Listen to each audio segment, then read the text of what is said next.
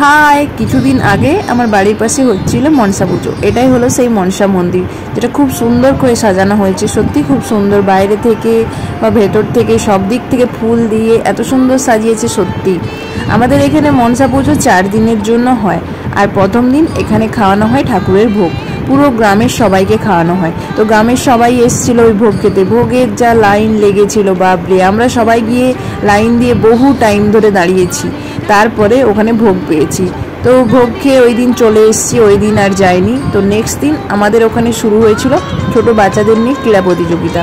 সমস্ত ছোট বাচ্চা ওখানে হাজির হয়ে গিয়েছিল। আমার পাড়ার সমস্ত বাচ্চাদের নিয়ে আমি এসেছিলাম, সবাই মিলে মজা করছিলাম। আমরা ওখানে সহযোগিতা করছিলাম, যেহেতু আমরা একটু বয়সে বড়। আর ছোট ছোট বাচ্চাগুলো খেলছিল অঙ্ক দৌড়, সিঁড়ি দৌড়, অনেক মজার মজার খেলা ছিল, চকলেট দৌড়। তাছাড়া বড়দের ছিল কুইজে আমি একটা পুরস্কার পেয়েছিলাম। তাছাড়া আমার কাকুর মেয়ে ওখানে একটা পুরস্কার পেয়েছিল স্মৃতি দৌড়ে। বাবরে, ওর কি আনন্দ, ও পুরস্কার পেয়েছে আর আমাকে বলছে খাওয়া খাওয়া খাওয়া। এরকম অনেক খেলা ওখানে হচ্ছিল, সবাই মজা করছিল। আমি প্রথম দিনই ছিলাম, তো প্রথম দিন থেকে ওখানে খুব মজা করেছিলাম। বাট পরের দিন আমাকে আমার জব প্লেসে আবার চলে আসতে হয়, তাই পরের দিন আর যাওয়া হয়ে ওঠেনি ডিউটি সেরে।